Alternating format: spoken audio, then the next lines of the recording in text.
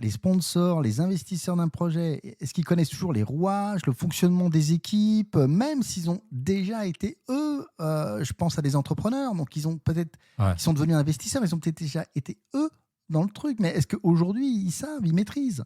Tu mets le doigt sur un vrai sujet, hein, c'est qu'en fait, on sait très peu ce qui se passe. Et puis c'est dérangeant parce qu'on n'aime pas l'admettre.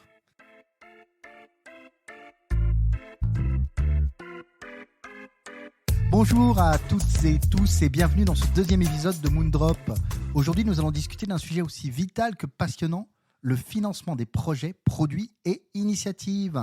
L'angle est toujours le même. Pour ceux qui découvrent Moondrop, on fait le tour des pratiques existantes, on analyse l'efficacité, les limites, les avantages, et puis on regarde ce qu'on pourra avoir dans l'avenir, notamment avec l'agilité, les DAO et la blockchain. Exactement. On va aborder la façon dont sont financés les projets, les institutions ou les équipes et comment, à partir de pratiques de financement innovantes, on peut réaligner les individus, le collectif, les organisations. Un alignement qui se fait au bénéfice des équipes et des projets. Ouais, et comme dans Moondrop, en fait, on aime avoir une approche qui est concrète. On va notamment explorer le financement rétroactif. Et puis, alors attention, et le mot fait peur, mais en fait, vous allez voir que c'est assez simple. Le financement quadratique. Alors oui, dit comme ça peut effrayer.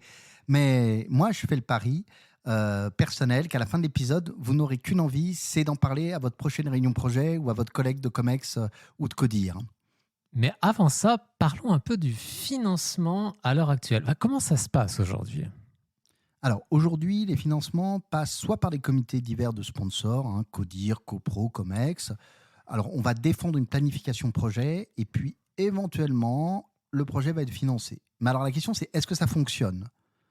Est-ce qu'il ne serait pas possible de faire mieux ? D'ailleurs, est-ce que ce fonctionnement pose vraiment problème ? C'est vrai qu'en vrai, généralement, on n'en sait rien et c'est pas très bon signe. Parce que nos organisations, elles mesurent les coûts, les deadlines. Bref, on mesure la planification, mais pas l'impact business. Or que ce qu'on veut, c'est avoir de l'impact business. C'est ça qui compte. C'est quoi le coût de possession d'un produit ? C'est quoi notre vitesse de livraison sur le marché ? C'est quoi notre niveau de dette technique ? C'est quoi, par exemple, le niveau moyen de réparation d'un incident en production ? Et puis, qu'est-ce qui fait que nos utilisateurs, nos clients, ils nous recommandent, ils recommandent le produit, le service ? C'est ça qui compte. Et souvent, on n'en sait rien ou on n'en sait pas grand-chose, alors que c'est précisément ce pourquoi l'investissement a eu lieu au départ. Est-ce que notre rapport à la planification ne serait pas un genre d'angle mort d'être humain ? Alors voilà, on a demandé à ChatGPT. Ah non, pas ChatGPT encore. Si, tu vas voir. La réponse est loin d'être inintéressante. Voici ce qu'il nous dit quand on lui demande pourquoi nos planifications sont peu fiables. Attention les oreilles. Petit 1, on surestime nos capacités. On confond le projet et notre ego. Ouais, alors ça, c'est ce qui t'a répondu dans l'interface, on est d'accord. Tu mets ce que ChatGPT t'a répondu. Ok. Exactement. Petit 2, on sous-estime la part de chance, notre santé, les accidents éventuels, etc. Petit 3, on manque de flexibilité. Pour atteindre un but, on imagine un chemin, mais il s'avère que le chemin réel est tout autre. Et celui-là, souvent, il ne nous intéresse pas. Petit 3, on manque d'expérience en la matière et on a des aspirations qui sont souvent irréalistes. Ok, bon taf, l'IA. Franchement, la ChatGPT, pour le coup, nickel. On voit qu'il y a des biais humains et puis des problèmes qui sont plus systémiques. Si on essaie de dresser une liste, en fait, on va mettre un petit peu de neurones humains par-dessus ça. Ça fait que, globalement, les êtres humains ne sont pas très bons en planification. Ça fait mal à dire, ça fait mal à entendre, j'imagine aussi. Mais c'est vrai qu'on n'est pas super fort en planification. Nos plans, ils sont rarement, ils se passent rarement comme prévu. Il y a aussi un autre problème, c'est que souvent les gens qui financent, et c'est normal, parce que c'est leur métier de financer, ils n'ont pas l'expérience terrain de ceux qui font. Et donc, du coup, il y a un décalage, et ça va poser problème. Et le troisième point, c'est un problème qui est très documenté en économie, qui s'appelle le problème du passager clandestin, ou free rider. Donc, en fait, on va explorer ces 3 points. Et on commence par, les humains sont-ils bons à planifier ? Ouais, on a vraiment du mal à se projeter, s'imaginer avec des données qui évoluent dans le temps. Typiquement, si on prend par exemple aujourd'hui, on parlait de ChatGPT tout à l'heure, en fait, chacun va se faire une idée de l'IA. Mais en réalité, l'IA, elle évolue à vitesse exponentielle et dans des directions qu'on n'imagine pas ou peu ou mal ou qu'on va découvrir. Pareil pour les usages. Et du coup, notre cerveau, il a du mal à gérer ce truc qui bouge dans tous les sens. Il voit les choses à un instant T. C'est ça. Il se dit, bon, c'est plus 2 ou moins 2, mais il se dit pas, c'est plus 2 divisé par 40 fois facteur du temps et du soleil, quoi. Et ça, c'est très, très compliqué. Du coup, nos planifications, elles sont un petit peu simplistes, hein. C'est un peu de la dinette, en fait. La dinette, j'aime bien. Et ça fait un peu mal, hein, comme je disais tout à l'heure, parce qu'on aime bien avoir la puissance de se dire qu'on contrôle et tout ça. Et alors qu'en fait, quand on regarde les faits, quand on regarde nos plans et puis ce qui s'est passé, ça se passe jamais comme prévu. Et parfois de très, très loin. En fait, ça me fait penser justement un autre podcast que j'écoutais l'autre jour de Robert Leshner, en fait, qui est le fondateur d'une DAO qui s'appelle Compound. Compound, c'est un protocole de prêt qui est organisé en DAO, valorisé à 300 millions de dollars et qui a actuellement 1,5 milliard de dollars bloqués. L'idée, chaque fois de citer des chiffres, c'est de donner des exemples concrets et surtout une représentation de ce que c'est que la blockchain, les DAO aujourd'hui, elles ont déjà un impact financier. Ouais, Leshner, en fait, c'est quelqu'un qui est plutôt golden aujourd'hui parce qu'il il était à l'origine de Compound et qu'aujourd'hui, Compound est plutôt massif. Donc, il investit des millions dans des dizaines et des dizaines de structures, principalement des structures en finance décentralisée, mais pas que, mais essentiellement ça. Et ce qui est intéressant, c'est qu'aujourd'hui, il est investisseur professionnel, donc il fait quasiment que ça. Et ce qu'il nous dit, c'est très intéressant parce qu'il dit quoi? Il dit qu'il investit sur des fondateurs plus que sur des projets. Et ça, c'est hyper intéressant parce que ce qu'il sait, c'est que ce qui est vrai aujourd'hui, le monde va tellement vite que dans 3 mois, pour l'essentiel, c'est plus vrai. Et que quand il va investir dans des fondateurs, il va investir dans la capacité à exécuter, dans la capacité à faire, comme on aime dire en Scrum et en agilité, à faire inspect et adapt, en fait, à s'adapter à la réalité des faits. Et son idée, en fait, c'est de soutenir des individus, des équipes, mais pas forcément une idée. Et ça, c'est un concept qui est hyper précieux et qu'on va garder, en fait, pour la suite de ce podcast. On reviendra sur ce concept-là. Alors, justement, la suite, parlons-en. Le second biais, l'absence d'expérience terrain de ceux qui financent. Ouais. Est-ce que c'est vrai qu'il y a des gens qui sont dans les bureaux, qui prennent des décisions qui ont des impacts financiers et qui ne mesurent pas parce qu'ils ne sont pas sur le terrain? Je ne sais pas, t'en penses quoi? Ça ne s'est jamais vu. Franchement, je n'ai pas d'où tu sors une idée pareille. Franchement, c'est saugrenu. Ouais, alors, on a vu tout à l'heure dans l'exemple en fait, de notre investisseur qui préférait soutenir des équipes, des individus à faire quelque chose d'utile, mais qui n'achetaient pas une idée, qui n'achetaient pas un projet. C'est une logique qui est très différente en fait. Et c'est ça que font la plupart des gens qui investissent, dont c'est le métier, toute l'année. Ceux qui investissent une fois dans un CODIR ou dans un COMEX, tous les trimestres ou tous les 6 mois. Non, ceux qui investissent tous les jours. Donc on voit qu'il y a une différence d'approche. Oui, c'est-à-dire qu'il faut soutenir les individus. Ok, on va les soutenir, mais est-ce qu'on sait vraiment ce qui se passe dans les organisations? Je veux dire, les sponsors, les investisseurs d'un projet, est-ce qu'ils connaissent toujours les rouages, le fonctionnement des équipes, même s'ils ont déjà été, eux, je pense à des entrepreneurs, donc ils ont peut-être, ils sont devenus investisseurs, mais ils ont peut-être déjà été, eux, dans le truc. Mais est-ce qu'aujourd'hui, ils savent, ils maîtrisent? Tu mets le doigt sur un vrai sujet, hein, c'est qu'en fait, on sait très peu ce qui se passe. Et puis c'est dérangeant parce qu'on n'aime pas l'admettre, parce que ça nous met dans une insécurité, hein, clairement. Alors qu'en fait, on ne sait pas vraiment ce qui se passe. On a des indicateurs qui sont souvent un petit peu, on va dire un petit peu, pas forcément très transparents. Et puis, il y a plein de dynamiques humaines, technologiques, financières qui se combinent, plus les aléas. Hein. Et tout ça, ça fait que celui qui prend la décision d'investir, il croit avoir une situation, mais c'est souvent, partiellement au moins, un mirage. Et là-dessus, il y avait... ça, c'est un truc que j'avais appris de Christian Monjou lors d'une conférence que j'avais trouvé extraordinaire, où il citait en fait une histoire en fait qu'Eric Orsena avait notée dans un bouquin qu'il avait fait sur le nôtre. Je crois que c'était Portrait d'un homme heureux. Et il y a un échange entre Louis XIV et le nôtre à propos des jardins en fait de Versailles. Et il y a Louis XIV qui est devant le château, face à ses jardins, donc en fait comme le roi qui domine en fait le monde et qui le voit dans tout ce qu'il est, prêt à le commander.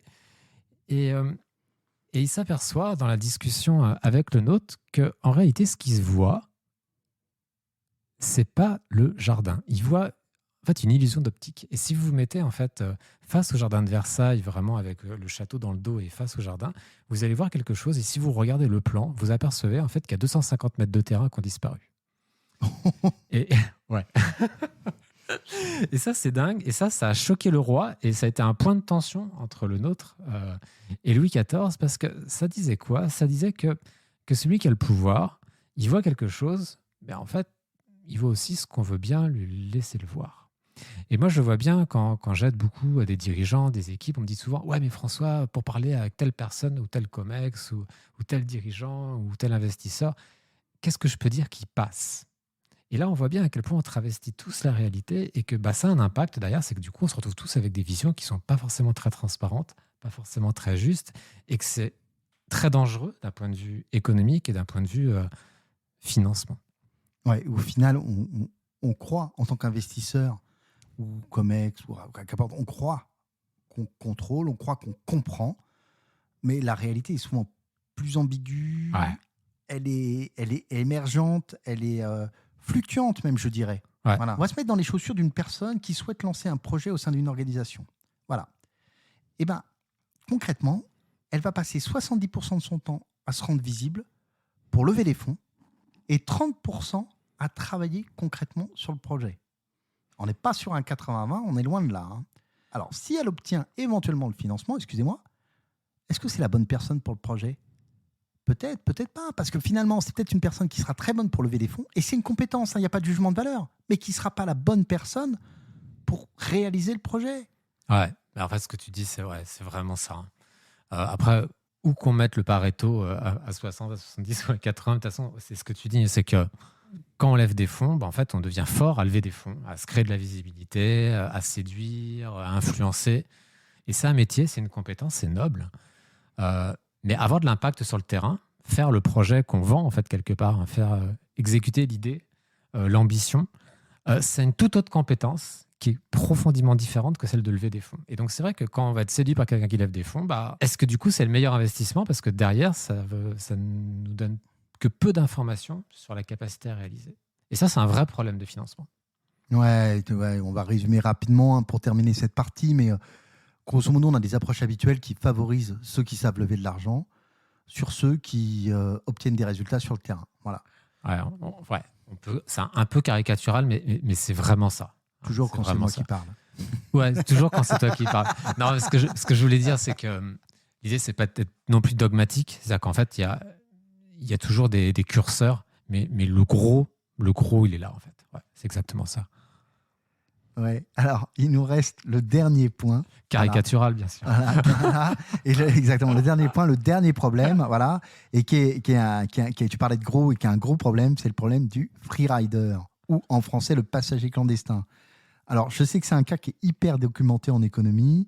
Alors, on va partir même d'une infrastructure quelconque, une crèche, une caisse des retraites, un hôpital. Lorsque quelqu'un va utiliser ce bien public à son propre profit, voilà, et sans y contribuer, alors on est presque dans le domaine de la posture, hein, c'est-à-dire j'ai le droit à...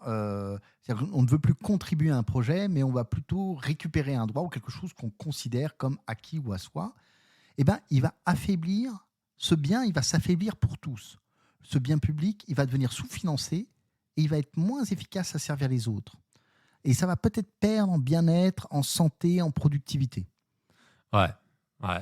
Et ça, c'est un pattern qu'on retrouve à énormément d'endroits et que moi, je retrouve un endroit auquel on ne s'attend pas forcément, c'est quand j'aide des organisations à aller vers l'agilité. En fait, il y a une démarche où chacun en fait, a l'opportunité de changer, a l'opportunité d'essayer quelque chose de nouveau, et forcément, ça sous-entend un petit risque, un petit engagement. Et que souvent, la première chose qu'on se dit, c'est « Ah, mais moi, je changerai quand la direction changera. » Ou « Moi, je changerai quand les autres équipes changeront. » Ou « Moi, je changerai ou j'essaierai quelque chose quand les autres le feront. » Ou quand ça sera la nouvelle norme. Ou quand ça... Et là, en fait, on voit bien en fait, que pour qu'il y ait un bien commun, faut qu'on y contribue tous. Et que si on fait que de se servir, en fait, on affaiblit notre environnement et on affaiblit ce bien commun. Et le bien commun, il peut avoir plein de formes, en fait. L'agilité d'une organisation est un bien commun, parce que ce qui se cache derrière, c'est notre rapport aux faits, à l'inspection et à l'adaptation, à la collaboration, Et donc, du coup, ça a des impacts hyper mesurables, comme le time to market, notre capacité à livrer rapidement des choses, à la dette technique, à la satisfaction client. Tout ça, ce sont aussi des biens communs des organisations. Mais j'aime bien cette idée. Et c'est vrai que derrière, la question qui est derrière, c'est la question de l'engagement. Ouais. C'est exactement ça. C'est l'engagement. C'est comment on va favoriser l'engagement au sein de l'entreprise. Parce que le passager clandestin, sans jugement de valeur, Ouais, il ne s'agit pas de dire ah non, chacun son contexte. Voilà, chacun son contexte. Mais le passager clandestin, il est juste clandestin parce qu'il n'est plus engagé. Il est plus engagé au sein du bien commun, du collectif. Et tu vois, dans ce que tu dis, en fait, je vois deux sujets là tout de suite. C'est il y a la question du leadership, comment on favorise un environnement qui recrée de l'engagement.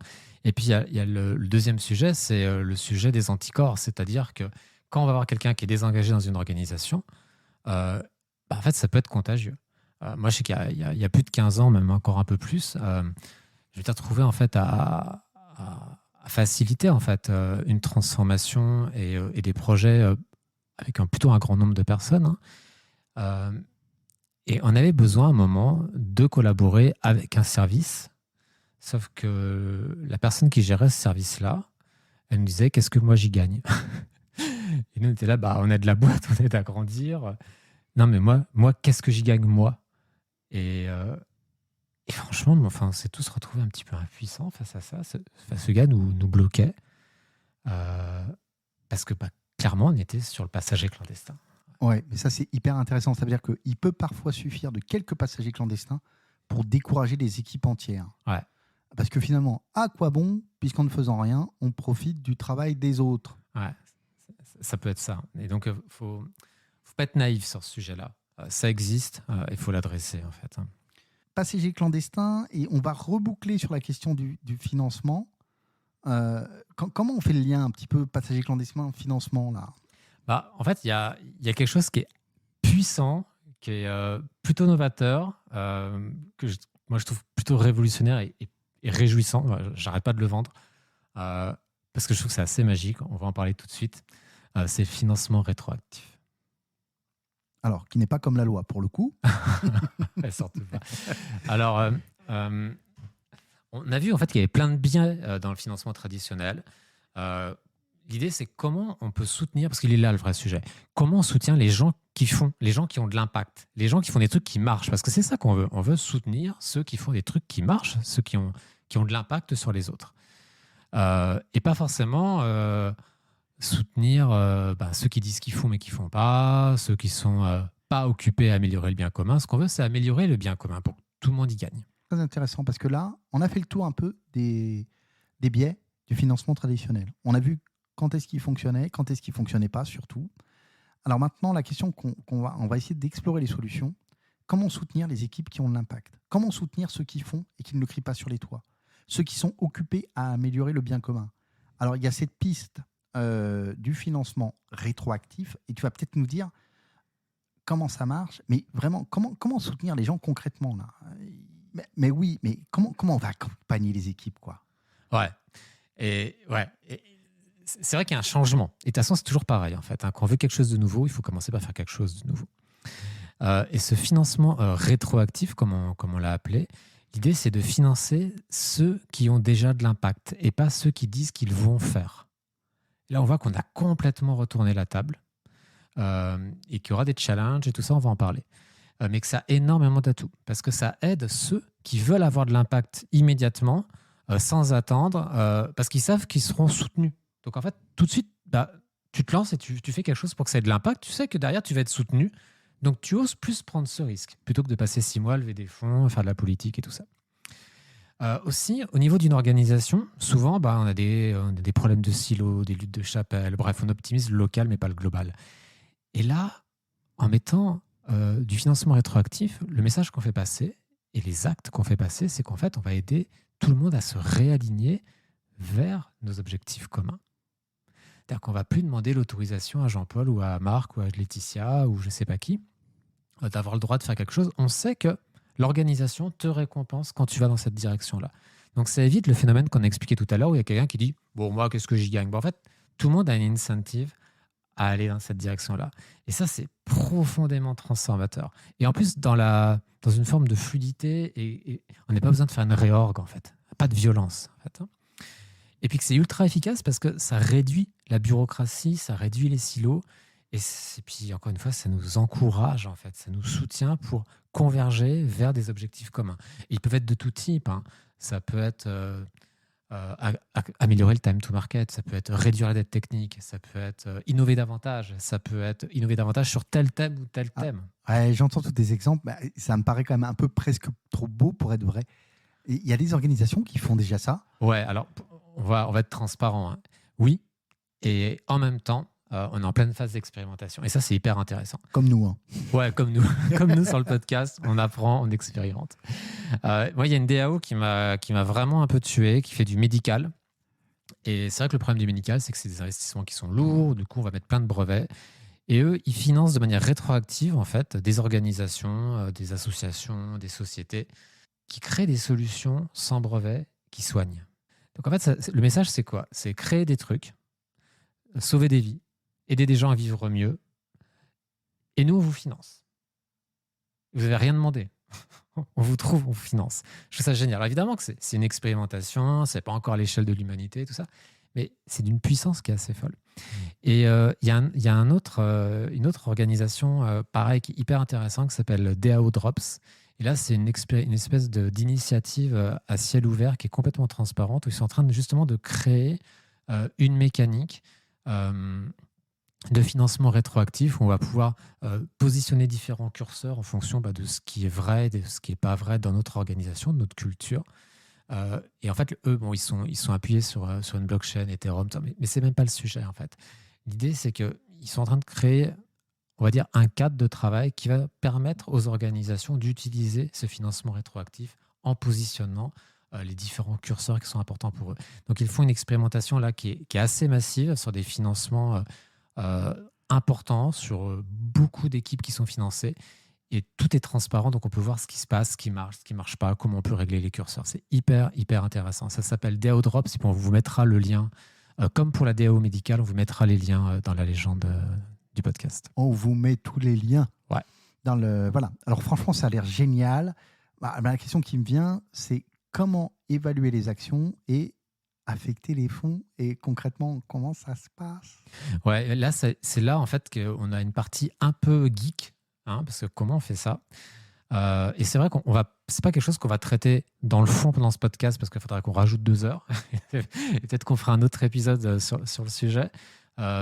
Si vous posez des questions, si vous nous contactez, si on voit qu'il y a de la traction pour aller plus dans le cœur de ça, évidemment on fera un zoom là-dessus parce que c'est passionnant.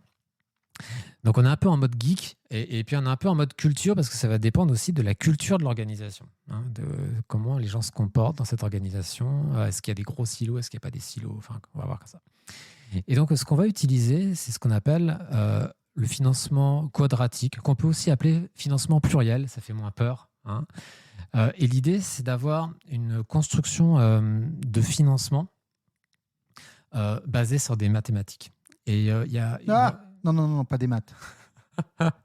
Reste là, Thibaut, s'il te plaît. En fait, on a un exemple qui s'appelle Gitcoin, qui finance, en fait, je crois qu'ils en sont à 50 ou à 60 millions en fait, de dollars de financement sur peut-être une centaine d'organisations aujourd'hui. Je n'ai pas les chiffres précis, mais les ordres de grandeur, c'est ça.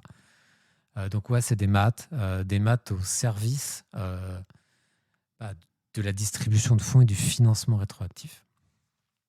François, je sais que je vais un peu te bousculer là-dessus, mais parce que c'est un sujet qui est assez complexe, mais j'aimerais quand même que tu essayes de nous expliquer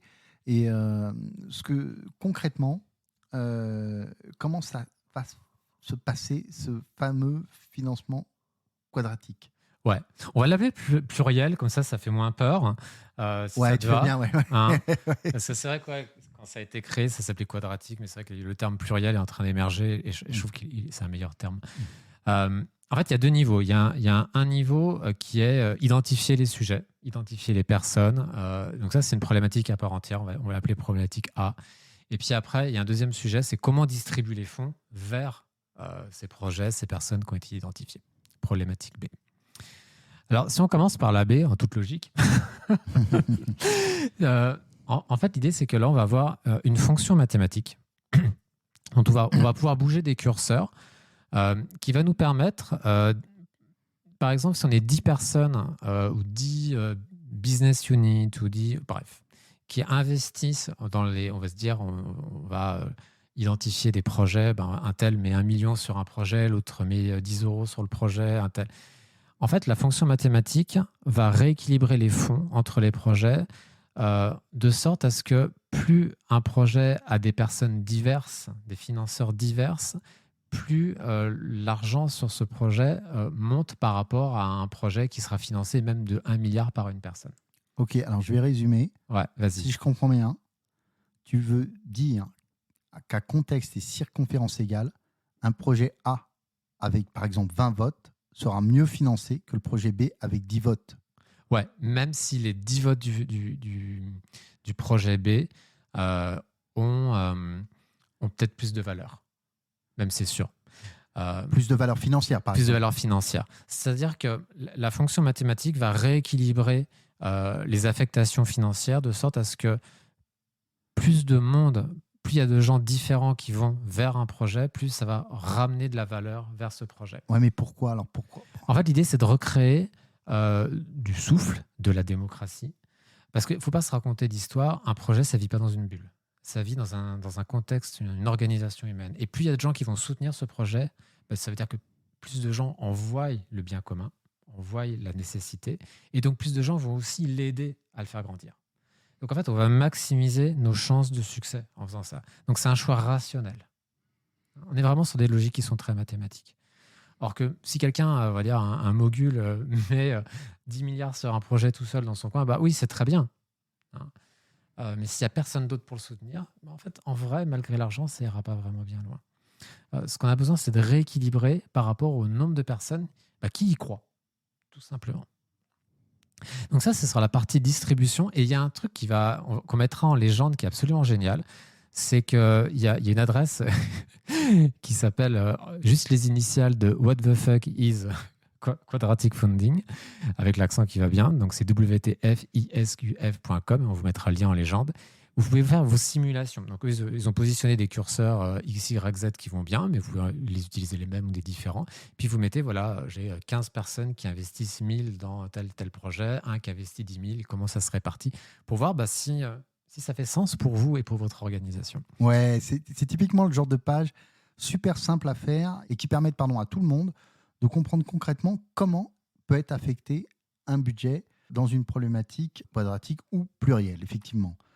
Donc c'est un exemple concret, on vous invite évidemment à jouer avec, à essayer. L'intérêt d'expérimenter, c'est toujours le même, c'est de s'approprier les choses. Hein. On a bien vu qu'on était sur quelque chose qui était un petit peu mathématique, qui peut être un petit peu quelquefois désorientant. Et en tout cas, moi, je suis un peu perdu si je n'avais pas l'aide de François.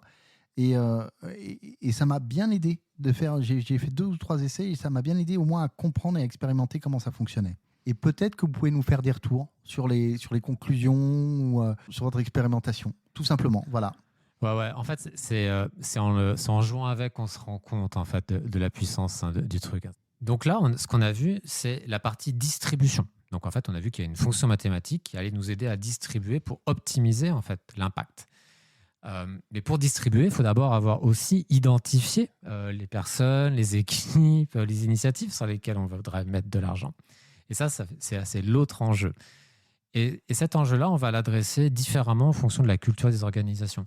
Par exemple, des fois, moi, j'interviens pour aider des organisations et on a des organisations, par exemple, qui sont très silotées. Par exemple, le site de telle ville versus le site de telle ville ou de tel pays, ils ne se parlent pas ou ils sont en guerre. Donc, du coup, la mécanique pour remonter les initiatives, on va faire en sorte qu'elles ne soient pas propres à chaque site. On va trouver quelque chose qui soit multi-site pour éviter qu'on vote pour ses voisins, alors que ce n'est pas forcément le truc le plus efficace. Voilà, on va additionner peut-être 1, 2, 3, 4 mécaniques qu'on va mettre les unes à côté des autres pour qu'on ait un peu comme quand vous avez plusieurs capteurs. On ne va pas se fier à un seul capteur. Un seul capteur, il est toujours biaisé. Mais avec le biais, il prend aussi de la data qui est intéressante. Mais on va identifier 2, 3, 4 capteurs différents pour maximiser nos chances. Et peut-être qu'on aura des redondances, et là, ça va être intéressant.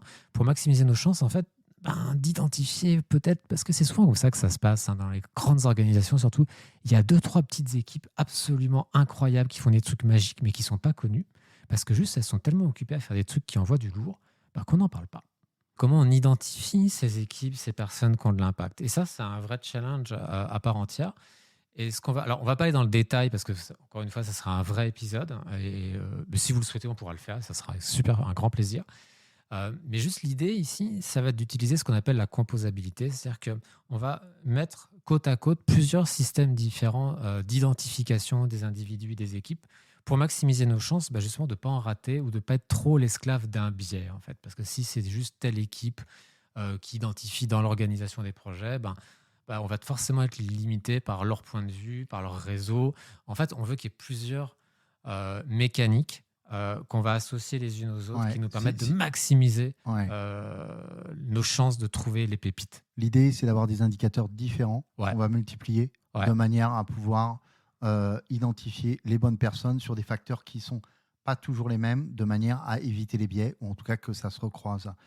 C'est exactement ça. En fait, j'aime bien quand tu dis éviter les biais, c'est ça. Parce qu'en fait, il y aura toujours des biais, mais le fait de les croiser, en fait, on va en réduire l'impact. Voilà, on arrive à la fin de l'épisode. Moi, j'ai envie de partir un peu sur un petit challenge. Comment on se lance là-dedans, dans ce fameux financement pluriel, rétroactif, quadratique? On voit l'impact, on voit la puissance. Comment on peut orienter ce changement? Finalement, c'est un peu ça la question. Alors, il y a 1 million de façons de faire. Et comme toujours, commencer par ce sur quoi on a du contrôle. Parce que si on attend que toute l'organisation fasse quelque chose pour le faire, on peut attendre longtemps, voire même très longtemps.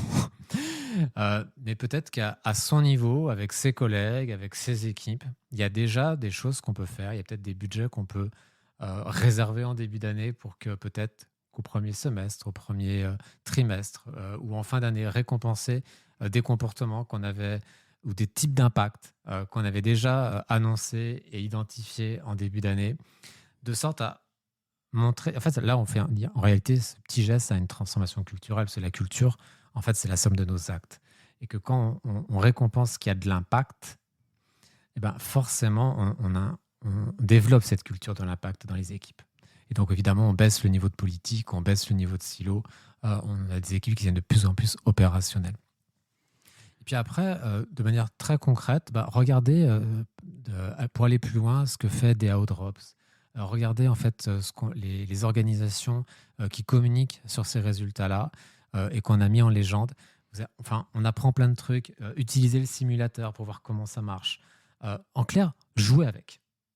Et les choses vont venir assez naturellement. Et puis l'idée, c'est d'expérimenter, en fait. Expérimenter pas forcément gros, commencer petit, mais apprendre, et puis renforcer et nourrir cette machine, en fait. Ouais, et puis on va rappeler quand même que l'expérimentation, l'innovation, c'est aussi ce qui va favoriser l'engagement au sein de vos équipes. On va terminer cet épisode sur cette note-là. Merci d'avoir été là avec nous. Si vous avez des questions, n'hésitez pas à revenir vers nous. On n'a pas forcément les réponses, mais on sera vraiment heureux de creuser avec vous parce que c'est vraiment ça le sujet de Moondrop, c'est d'être en exploration. Voilà, on ne sait pas tout, mais on cherche, on explore. Ouais, c'est vraiment ça. Et puis, s'il y a des sous-thématiques qui vous intéressent particulièrement, comme le disait Thibaut, contactez-nous, vraiment, n'hésitez pas. Ça nous donnera des idées de prochains épisodes, de choses à approfondir. Et il se pourrait que pour le 3e épisode, Thibaut avait l'idée de travailler sur l'idée de l'impact et que ça peut être un très bon complément à la notion de financement. Donc, probablement que le 3e épisode en parlera d'impact. Voilà. Eh bien, écoutez, on vous dit au mois prochain. Merci à tous.